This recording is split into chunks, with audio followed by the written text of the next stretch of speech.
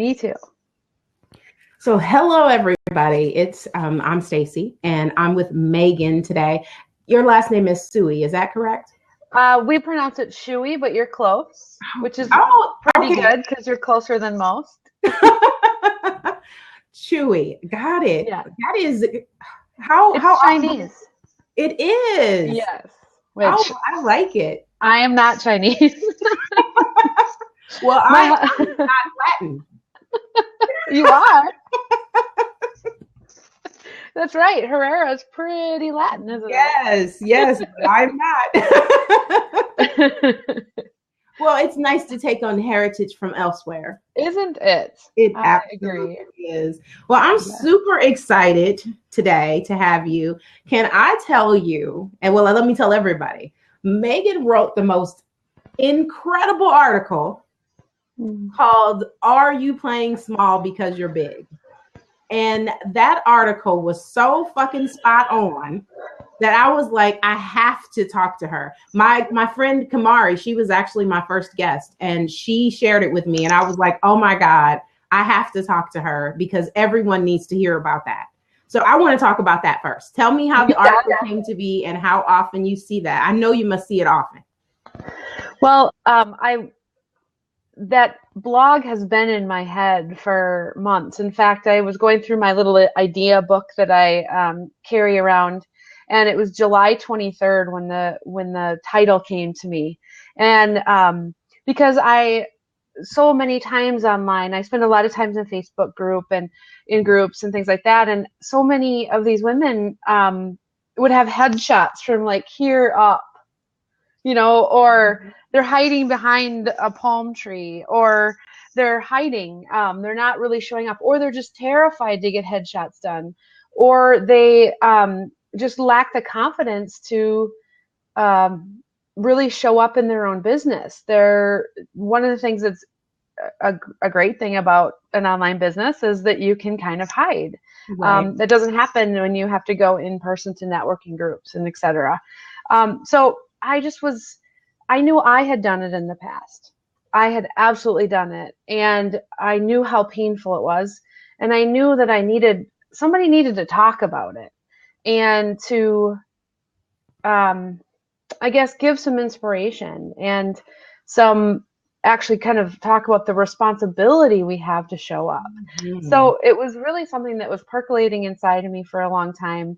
And it was something I was kind of afraid to write, to be honest, because I didn't want to offend anyone. I didn't want to assume that my story was anyone else's. So it was something that it came out then in like this burst of inspiration that I felt like I was writing from, it was just coming through me. So I think that was really the kind of the trajectory of the post and of the story. So, yeah. Wow.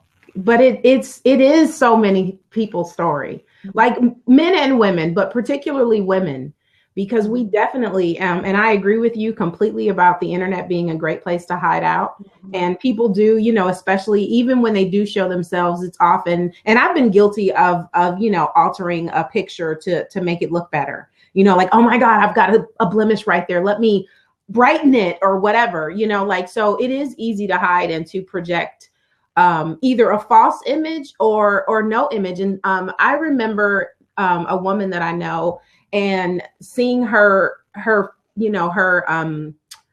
picture, like her avatar or have you, and then seeing her live and thinking like, who is this? Like, like, do I know her?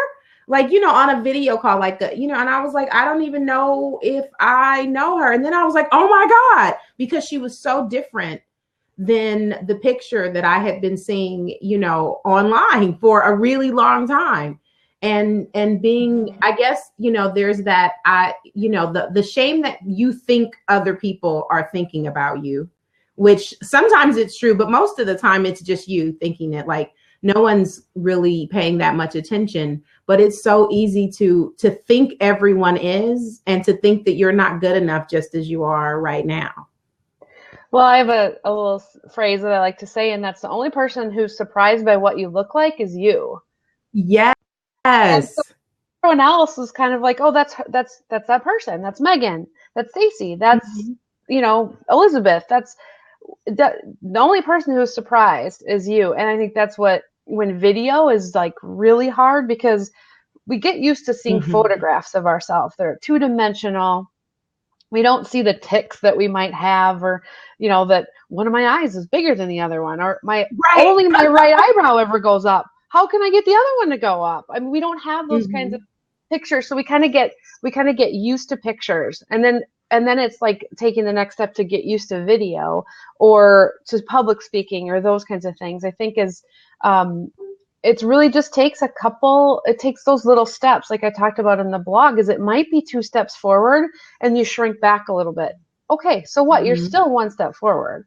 So I think that's kind of the unfortunate thing, is that, like I said, we're the only ones surprised.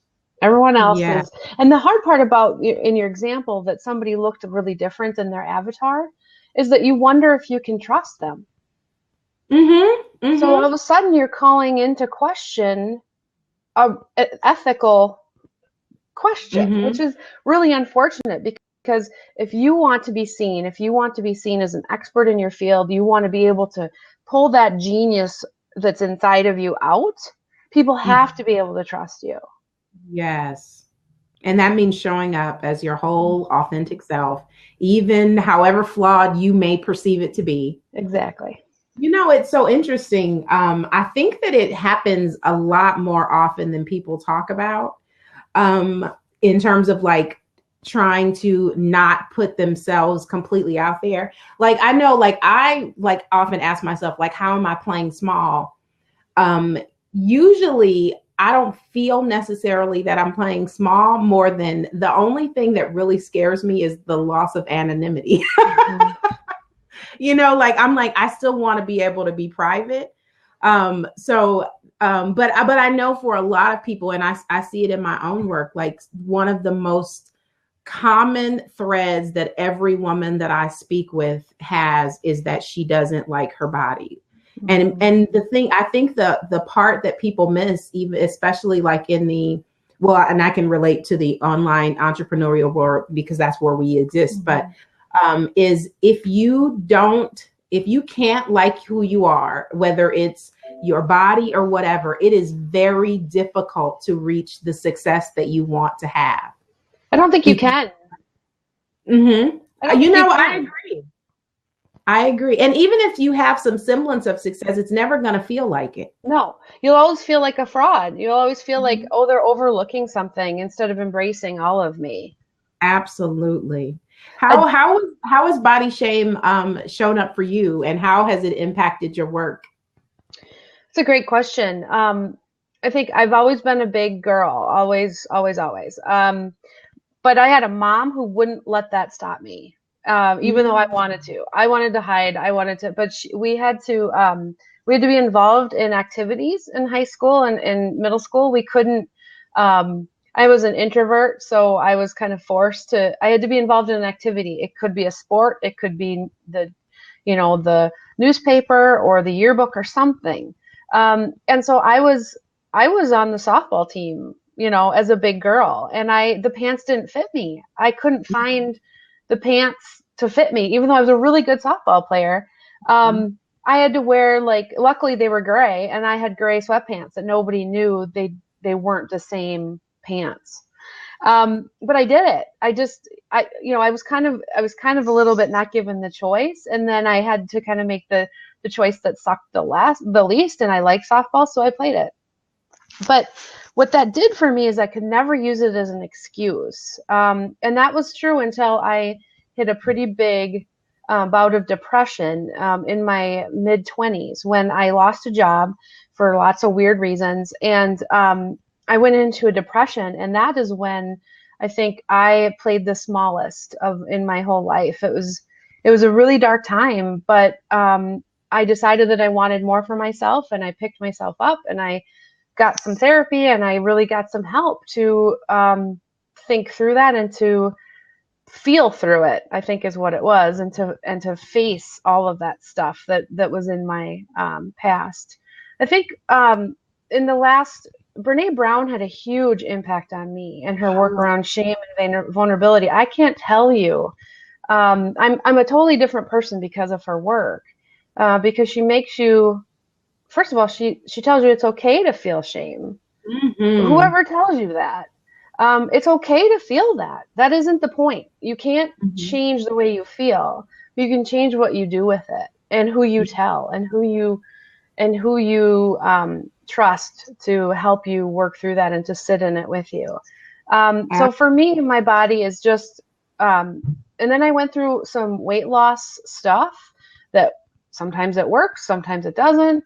And so there was this moment that I realized that I was entering into my phone, Fitness Pal or something, all the calories I'd eaten for a day and analyzing it and looking at what I could do differently. And I thought, wonder how much time of my life I've spent doing this, measuring, counting, restricting.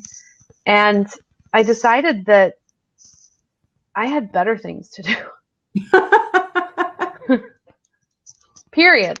I had better things to do. Mm-hmm.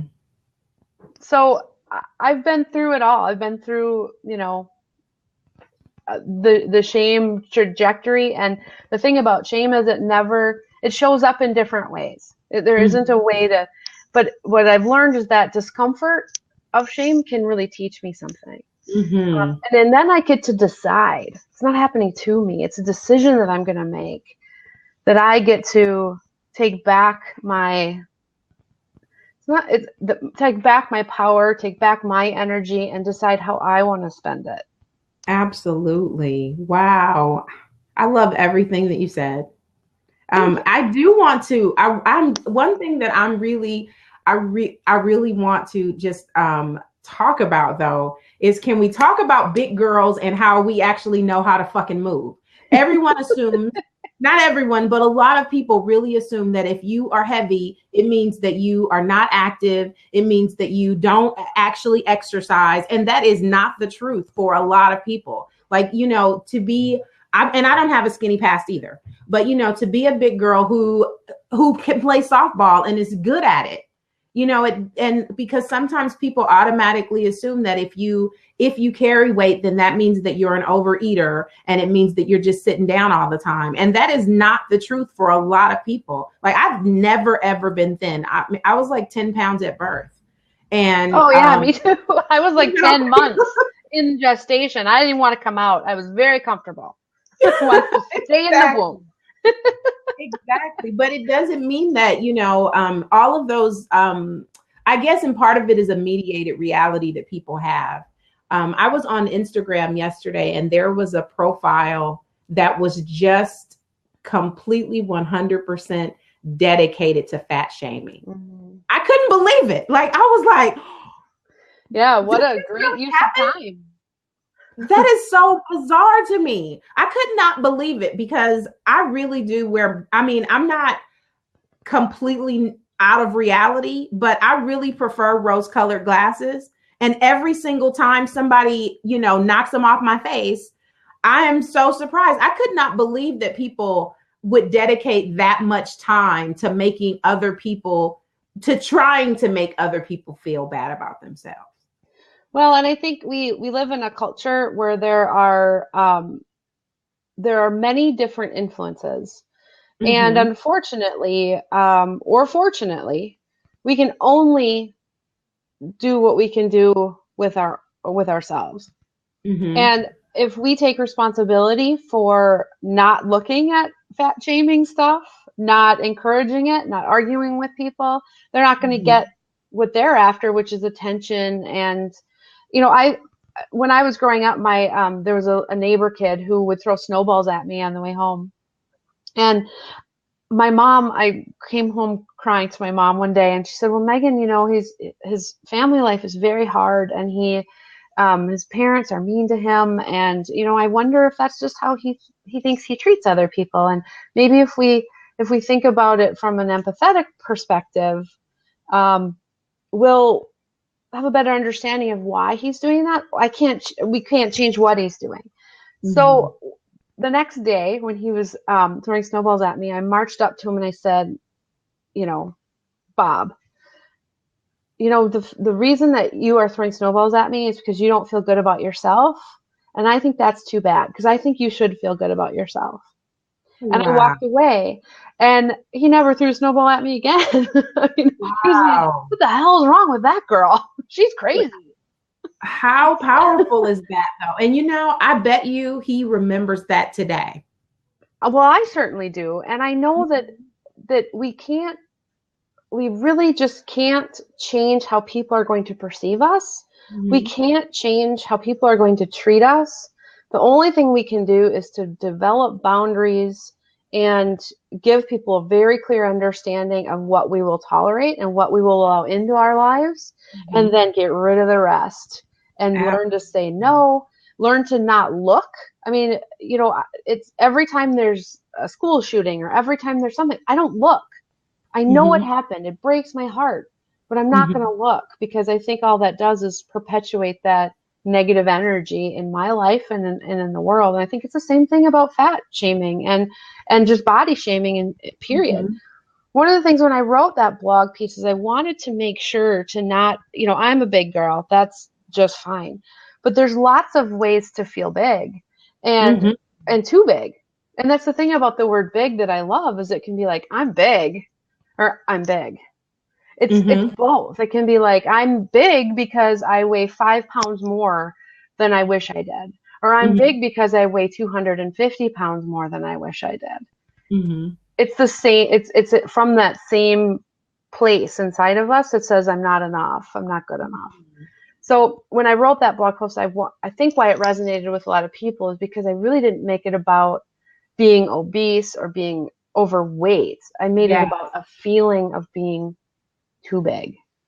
And it really is just a feeling. Mm-hmm. You know, and sometimes even if bigness shows up as body weight for you, a lot of times how you perceive yourself is so inaccurate because we it's so easy to see yourself as so much bigger than you really are. Mm-hmm. I mean, and vice versa, because you can also see yourself. I mean, I remember at a place in my life, um, like being 10 years older and looking back at a picture and was like, I didn't believe I was that big because I didn't see that Right. when I was in it. That I was Yeah. like, was I really that heavy? Right. Like, because I didn't see it at the time. Right. Um, And I so think that's wonderful. I mean, in some ways, um, we don't spend the same amount of time worried about what's going on inside of us as we do about what's going on outside. So you don't look at a picture and say, I was so happy then. That was right. when, you know, life was great and I was just super happy then. You look Mhm, at it and you judge yourself, good or bad, mhm, based on something that's just flat. It's mhm. flat. And it's a small representation of who we really are. And so it's one of the things I think about video that's really fun is that you are no longer flat. And Mhm. I've really, you know, at first I was terrified of video because, oh my God, people are going to know Mhm. I'm fat. Oh God, I'm overweight. And then it was like, maybe there's power in that. I won't look like everybody else. I Mhm. won't be the same cookie cutter hair extensions, you know, Mhm. kind of glitzy glam gal. And maybe that will actually resonate with other people. And that brings up Adele has a Adele, can we just say Adele, Mhm. has a article in Rolling Stone. And one of her quotes is, would I show my body off if I was thinner? Probably not, because my body is mine. But sometimes I'm curious to know if I would have been as successful if I wasn't plus size. I think I remind everyone of themselves. Not saying everyone is my size, but it's relatable because I'm not perfect. And I think a lot of people are portrayed as perfect, unreachable, and untouchable. To me, I agree. and to me, that's a market advantage in Mhm. business. You just discovered your competitive advantage. And that's what I felt like, wait a minute. I get to tell my story in a different way because I don't have to be like everybody else. Exactly. Yeah. No, I agree. I agree wholeheartedly. I love Adele. I do. And I love her fullness. Like Hmm. I I mean like the fullness of her voice, Mm-hmm. the fullness of her presence, the fullness of how she shows up in the world. And Mm-hmm. she just happens to be in a gorgeous, because she's beautiful, you Mm-hmm. know, in a gorgeous body. And I really, really love that right now. And maybe it's always been, and I wasn't in the space of being able to pay attention, but I love that there is so much diversity that's showing up, even if it's starting from the place of feeling like there's no market, you know, because, Mm-hmm. you know, because sometimes you do have to carve the market. I guess I felt similar when I started doing sensuality. I was like, you know, I mean, and there are full figured women that talk about sex or whatever, Mm-hmm. but I felt empowered by that because I guess I felt like there is this thought that full figured people aren't sexy or they don't enjoy you know, being in their bodies. And I really enjoy living in this body. You know, I really enjoy everything about being a woman, you know, and thankfully I had a mom like you. My mother never ever made me feel fat. Mm-hmm. And my mother's not heavy. She's never been, she's, you know, there's time when she went up and down, but she's never really been heavy. But she Mm-hmm. never ever made me feel, she never made me feel big. Even the times when she made a lot of my clothes and my arms were often too big for the pattern. Mm-hmm. So the outfit and then everything would fit, but I couldn't get my arm in. Mm-hmm. Or she'd have to say, oh, I'll just put some extra fabric, you know, or whatever. But and it would make me so sad because my arms have always been a thing, Mm-hmm. because so often they wouldn't get in an outfit, or I'd have to buy the thing bigger, which Mm-hmm. made me look bigger in the middle when I really wasn't, because Right. I couldn't get it because the arms didn't fit. But she never ever made me feel that there was something wrong with me. She never made me feel inadequate. I'm so grateful for that because you know, I know people that their moms projected so much of their own stuff on them and they're still impacted today. So Mm-hmm. tell me how amazing your mom is. Tell me what it was like growing up with a mom that's like your cheerleader. Um, it's hard to talk about because it was so ingrained in my life that I'm not even sure I know where it went, you know, like how it changed me because I just am who I am. But I know that she was always, you know, overweight. She was bigger but she kind of owned it and owns it in a kind of very powerful way. She has a low voice and her name is Pat. And she Mm-hmm. never like shrunk from that even because she'd answer the phone and someone would say, you know, she'd say, hello, this is Pat. And they'd say, hi, is Mrs. Allen there? And my mom would be like, this is. And she laughed and but what she taught me about was that big can be powerful. And when you walk in a room, you can own that room in a really interesting way. Um, Mm-hmm.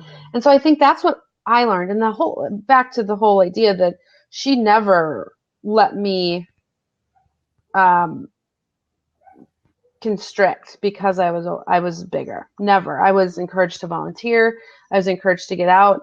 The same thing with the clothes. I mean, she would make clothes and then when Sears finally in like 1979 decided to start making the like husky collection I for remember. girls, I was so excited I because remember.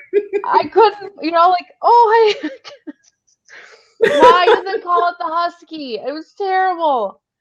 But Mm-hmm.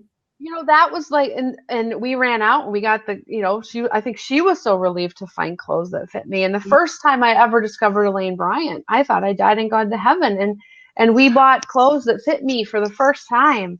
And she was there to say, you know, let's get what you want to make you feel Mm-hmm. good. And so I think that I as part of my journey, I did some work in eating disorder groups, Mm-hmm. and almost every single one of those women in that group had a mother that was super negative Mm-hmm. and, like you said, really brought their own issues to their daughter.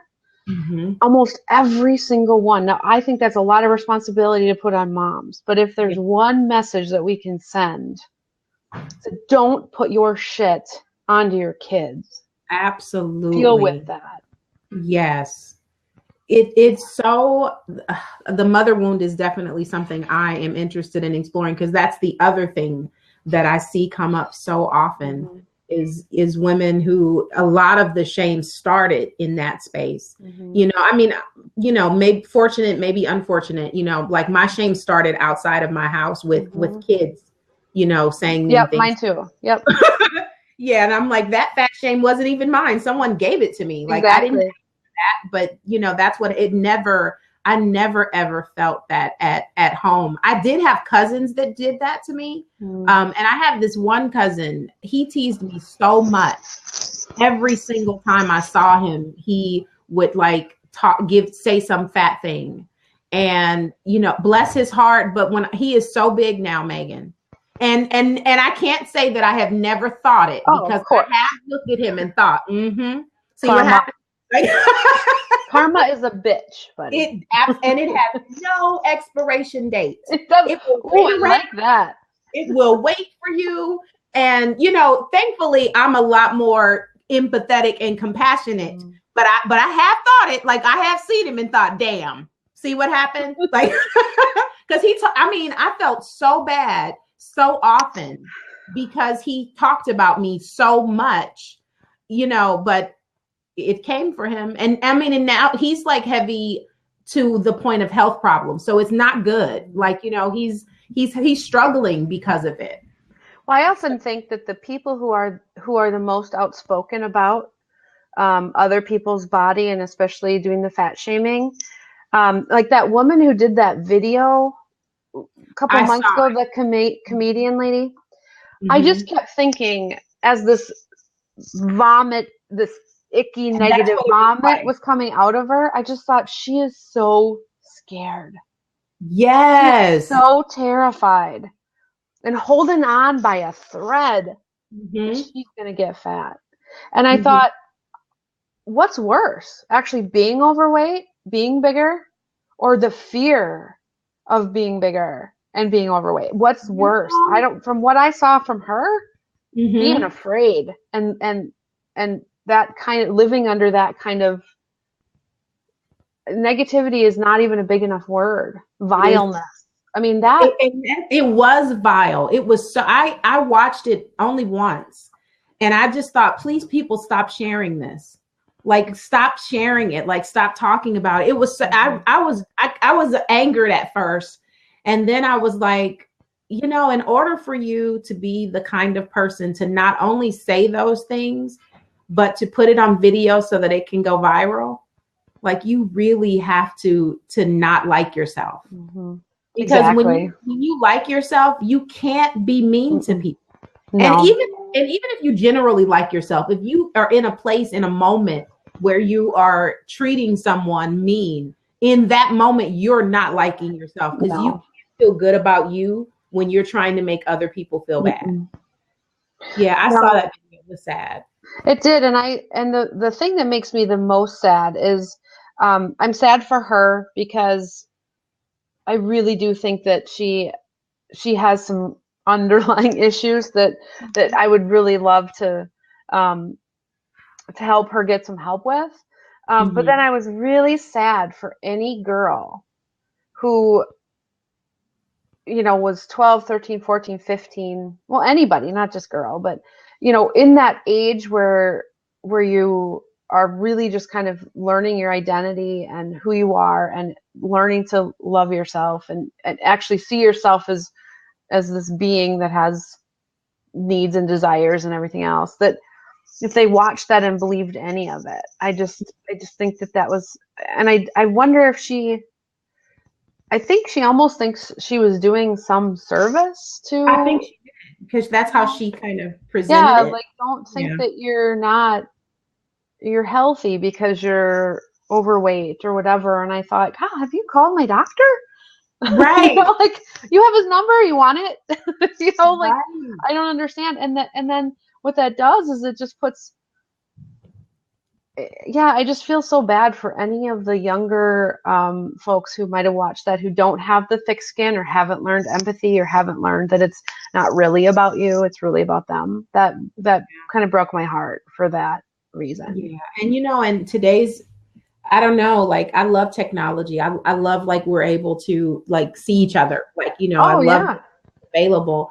At the same time, there is always the opposite, right? So Mhm. like, it saddens me that there's so much available to young kids at such a young age, like so much of what doesn't promote healthy self-esteem or Mhm. healthy body image or build confidence. Like so much of the adverse is available, Mhm. and it's so difficult.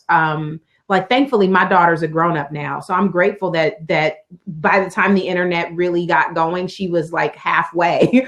But like for people that have little kids, it's so impossible to really cap it. Like you can't isolate them, Mm-mm. because even if you control it in your house, it's everywhere.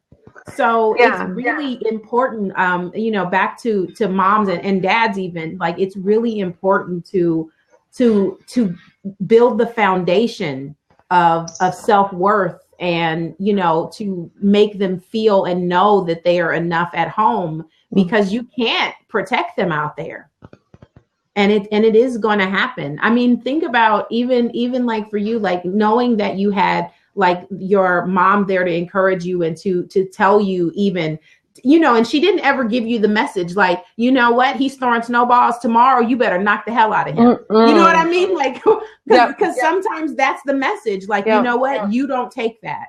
Or so thankfully she did teach you empathy and compassion. And I have to tell you, like, your mom did an excellent job, because the energy that I feel the most from you is so warm. Like you have such a Oh, warm thank you. spirit and like genuine kindness. Like, like I can tell it's not fake. Like, like it's so genuine. And that was something that I'm not saying like all of your experiences didn't add to that, that mixed in, but like you started with a foundation of that. Like you learned that because your mother demonstrated that. And I think that's beautiful. I think empathy is one of the most under taught. Am I Mm-hmm. echoing? No, Okay. no. Okay. Um, Empathy is not something that is often taught. And empathy has to come from a place where you, of love and of compassion. And if you Mm-hmm. don't love yourself, if you don't love the people in your life, you have, really hard relationships, it's hard to be empathetic. And Mm-hmm. that's the great thing about boundaries is they allow you to be generous in spirit and Mm-hmm. generous with your heart without getting it broken every 15 minutes because somebody Exactly. treats you poorly. Um, Mm-hmm. and that journey is hard to go from no boundaries, not having great self esteem, feeling very confident, to boundaries, feeling confident, feeling strong. That's not an easy trajectory because it's so much easier to keep going back to those old habits and I think that's where when I just that snowball story is really my mom taught me empathy, but then also to put up some boundaries. Like, Mm-hmm. I know you're doing this because you don't feel good about yourself. Please don't throw snowballs at me anymore. And so if he did, which he didn't, if he would have, it would have been clear for me to say, this is not about me anymore. Because I Mm-hmm. asked him what I needed. I told him what I needed. It's really about him. Yes. It's really about him choosing to not respect what I need. And so it's no longer about me. And that's Mm-hmm. the difference, I think, with boundaries is it gives us kind of like something to bounce off of, to say, okay, this isn't about me. They're making a choice. When you tell your sister-in-law, please, I don't want to hear any bad stories about my brother. He's my brother. I love him. That's between you two. And she continues to talk about your brother. Mm-hmm.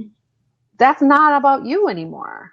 It's only about her. Now you get to decide what you do with that. And I Absolutely. think that's even about your body. And if someone Mm-hmm. says that they don't like your body or that maybe you could lose a few or I'm worried about your health,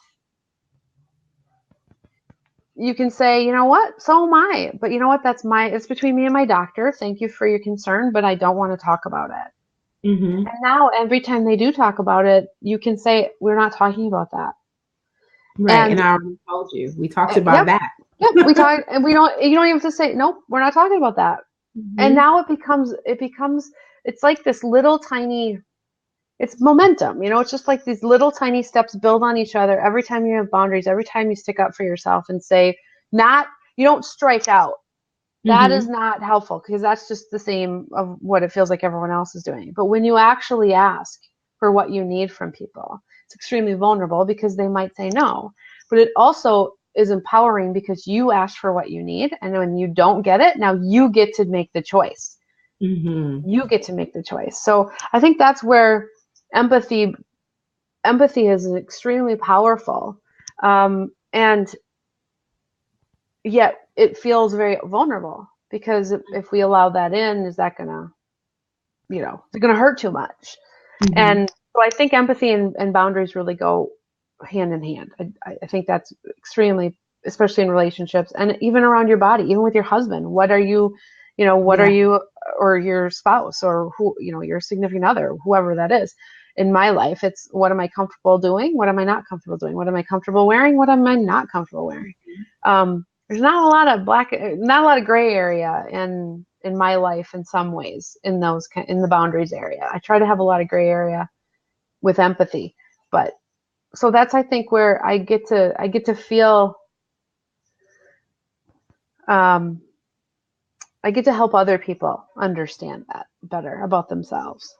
No, I love that. And boundaries are expansive, actually. Like Absolutely. sometimes the word often makes people feel like it's about restriction, but it isn't. Because when you do set those Mhm. boundaries, you get to expand yourself in doing it.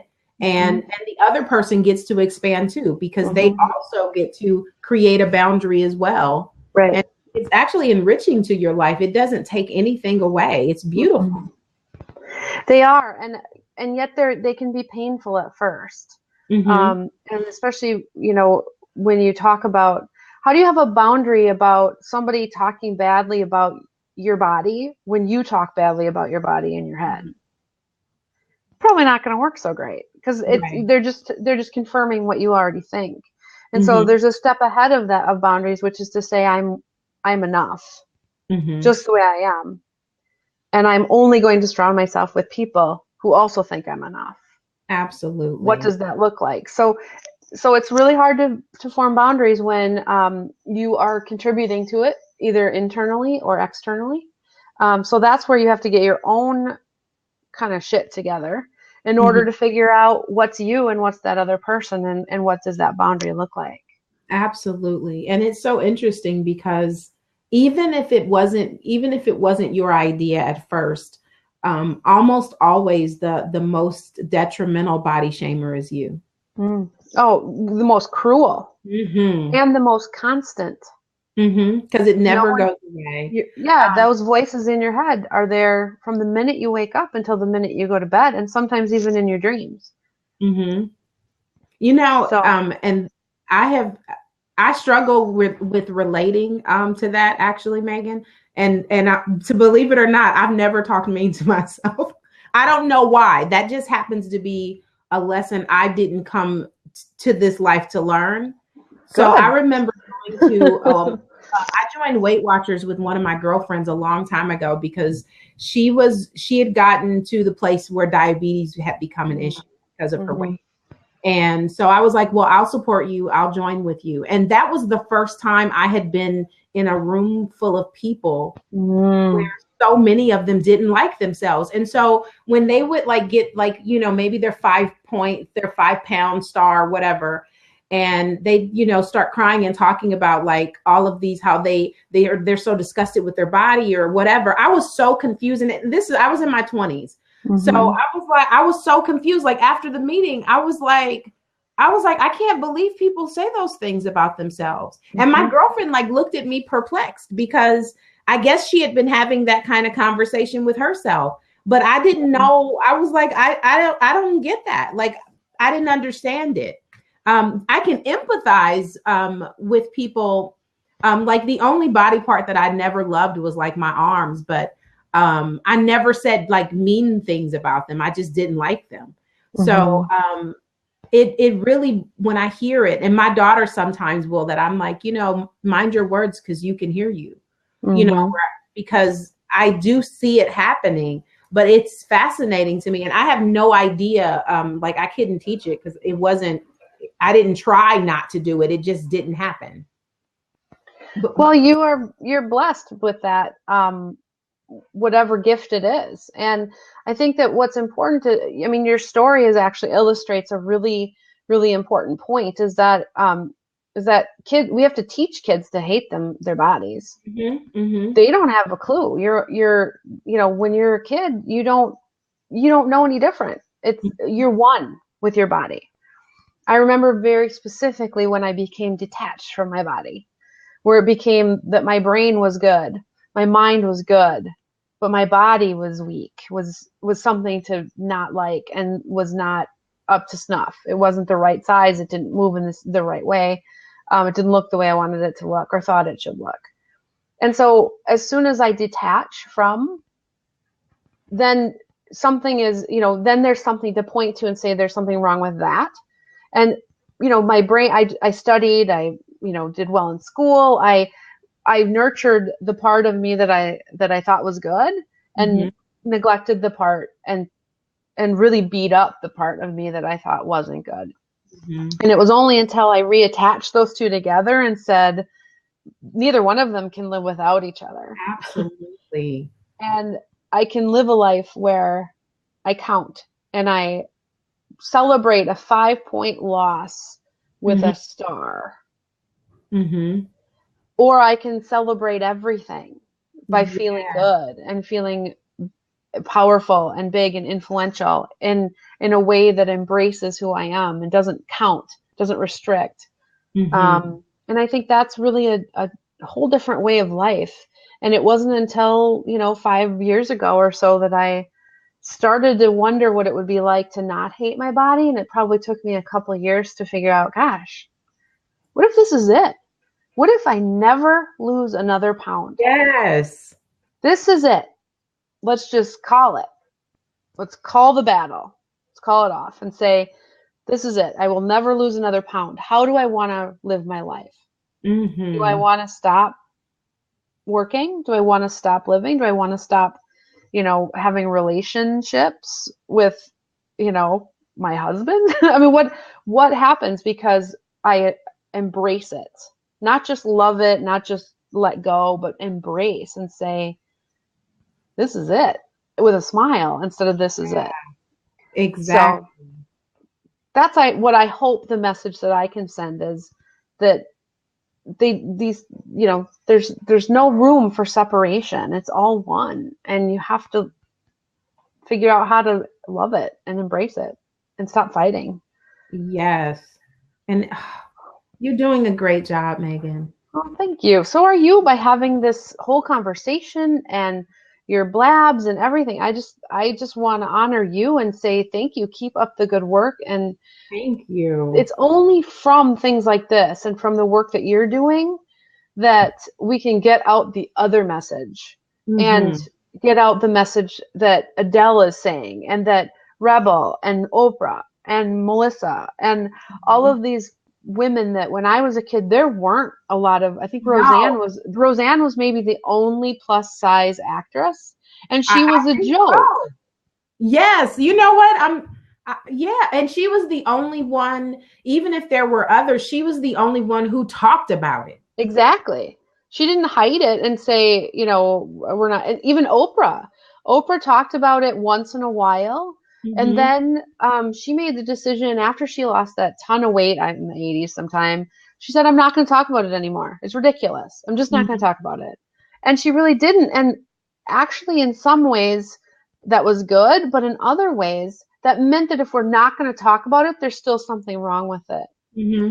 And so that was, now I think about, that when I was a kid, there were no love stories that had plus size anybody in them.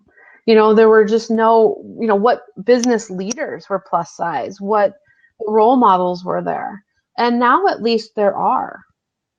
So And when they did portray them, it was never in a good light. So it's Right. beautiful now that there are plus sized women and men that are portrayed as attractive and confident and not like, because they were portrayed always in a way that made them feel like they had to shrink, Yep.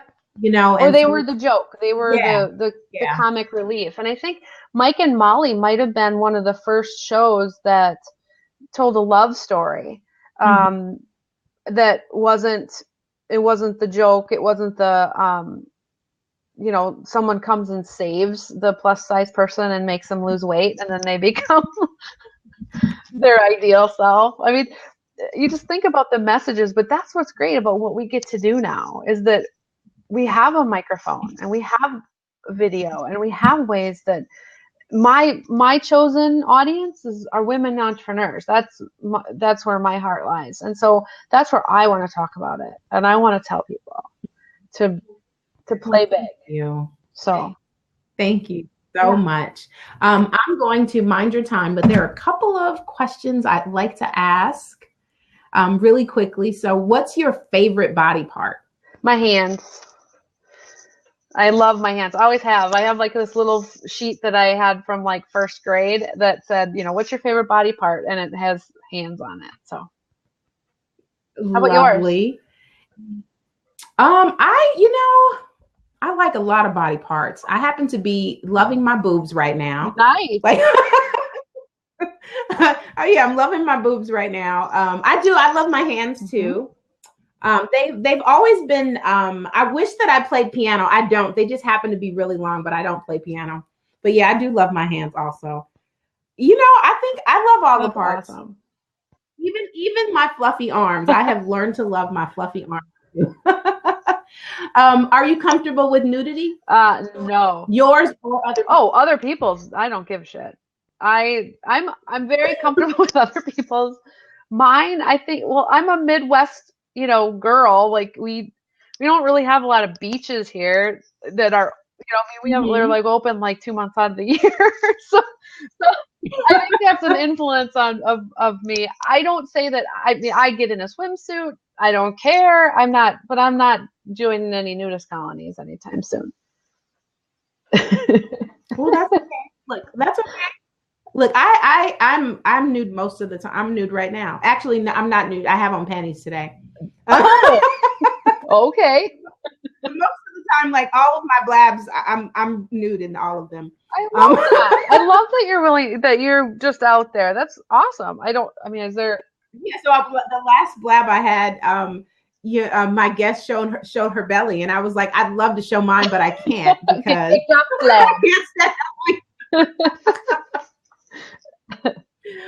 Excellent. I love that. So, what comes to mind when you hear the word pleasure?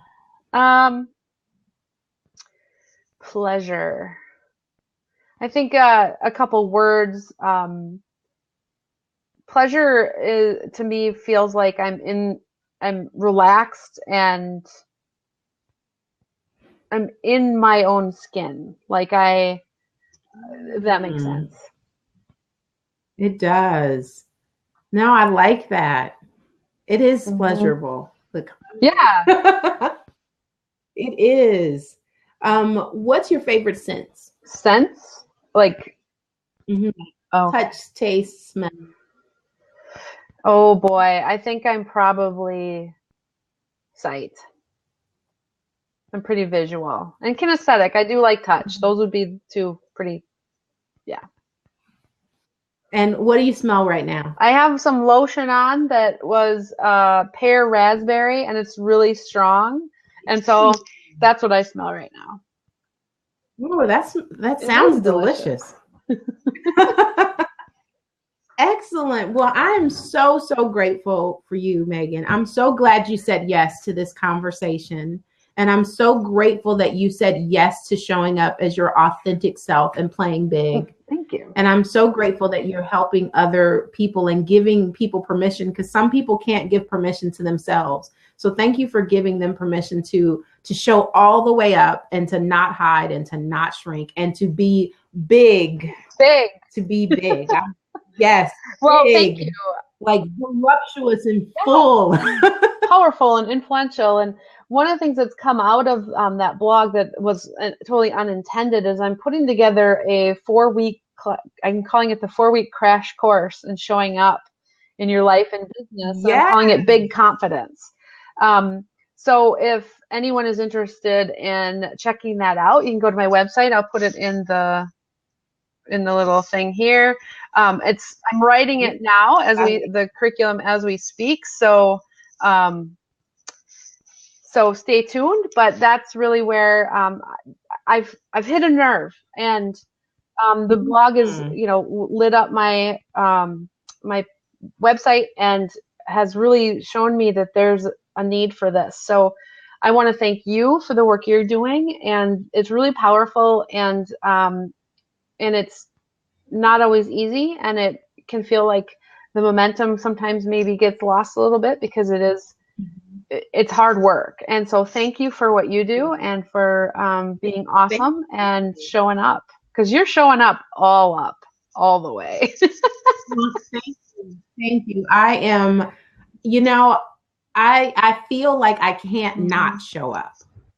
And I'm really grateful to be. I'm grateful for that feeling like I can't not help people to get comfortable in their body. Like it's a half life if you don't. It really is. But only people who you don't know what you don't know. And so I think by showing them what it could be like, that it doesn't have to be a miserable existence where you hate parts of yourself. There's so many influences that tell us to hate parts of ourselves or that we're not good enough. So those of us that are trying to get the message out that you're enough, you absolutely are enough, just the way you are. Absolutely. We got to stick together. You're enough today. Right now. Not with your 5-pound gold star from Weight Watchers. You're enough today. Exactly. Absolutely. Well, thank you all for joining us. We've had several guests who have hung out for the entirety of this conversation, and I'm so grateful. Thank you. Be sure to tune in every Wednesday, and please join the This Is Somebody movement by sharing an internet-friendly, and by internet-friendly, I mean like no fleshy parts, even because the internet doesn't like it, even though I'm all game for that. But an internet-friendly body love picture using the This Is Somebody hashtag. And let's continue to eliminate body shame together. Yay! So thank you. I will definitely be seeing you online and sharing the hell out of that post because it's powerful. Yes, it's going out in my next newsletter. Awesome. And I keep up the good work and let me know how I can help you. I'm anything you need. Absolutely. Thank you so much. Well, we have to talk again. For sure. Absolutely. All right. Well, thank you so much. Have a fantastic day. Have a great day. Thanks again. Bye.